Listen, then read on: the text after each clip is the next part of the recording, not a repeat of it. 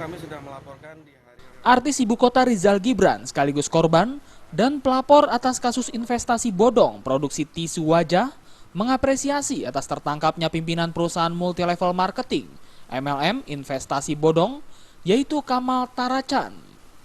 Selain dirinya, MLM investasi bodong tersebut juga menipu ribuan korban yang ada di seluruh Indonesia, termasuk sejumlah artis.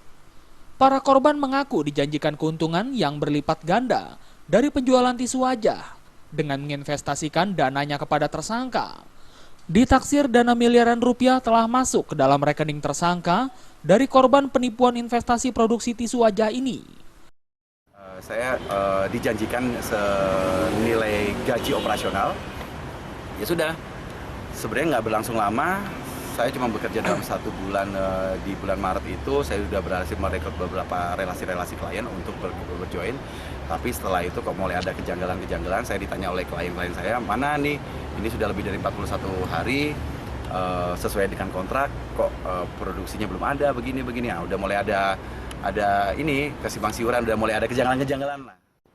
terlapor yaitu KT itu telah ditangkap oleh pihak kepolisian dan kami mengatakan apresiasi yang sangat tinggi sekali terhadap kinerja Polri saat ini atas laporan yang sangat meresahkan masyarakat. Karena ini skalanya tidak hanya Jakarta, melainkan seluruh Indonesia. Korban-korbannya pasti banyak sekali.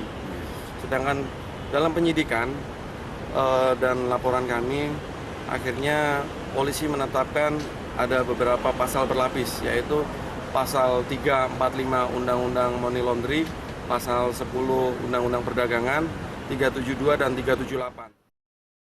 Rabu kemarin, sejumlah warga termasuk artis melaporkan kasus ini ke Mapolda Metro Jaya.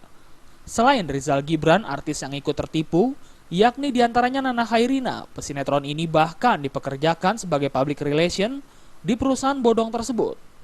Agar memiliki nilai jual yang tinggi, wajah Nana dipajang di pembungkus tisu yang memang dikonsep sebagai media iklan. Dari Jakarta, Zikri Amin melaporkan.